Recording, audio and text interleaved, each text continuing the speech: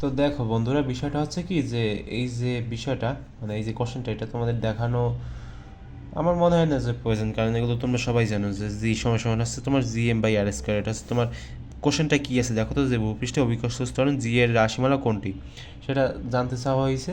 তো জি সমান সমান G M by R square, এই সূত্রটা সবসময় মনে রাখবা।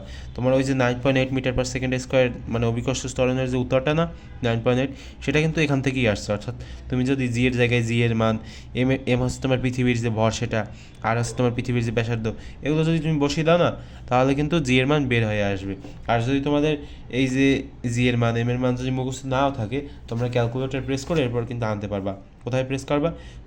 হোম মেনুতে না, ক্যাটালগে যাবা, ক্যাটালগে যাওয়ার পরে হচ্ছে তোমার সাইন্টিফিক কনস্ট্যান্টসগুলো আছে না, এখানে যাবা। এখানে ইউনিভার্সাল লেখা আছে, এই দেখো এখানে জি এর মান লেখা আছে। তো জি এর মান বের করতে পারলাম 6.6743, এগুলো আর কি অনেকগুলো আসছে, তোমরা চাইলে ছোটো করে নিতে পারো, সমস্যা নেই।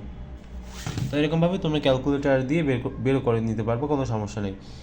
আর হচ্ছে আমার ক্যালকুলেটর হ্যাক্স নামে একটা প্লে লিস্ট আছে, সেখানে ক্যালকুলেটর সম্পর্কে বিস্তারিত ভিডিও আছে, সেখান থেকেও চাইলে তোমরা দেখে নিতে পারো। ঠিক আছে, তাহলে তোমরা একটু বিস্তারিতভাবে এগুলো বেটের করতে মানে করা শিখে যাবে আর কি। আচ্ছা ভাইরা, তোর দেখা হবে পরবর্তী কোনো ভিডিওতে। আর এই ভিডিওটায় তেমন আর কিছু বললাম না, কারণ এখানে বেশি কিছু বলার নেই সেজন্য।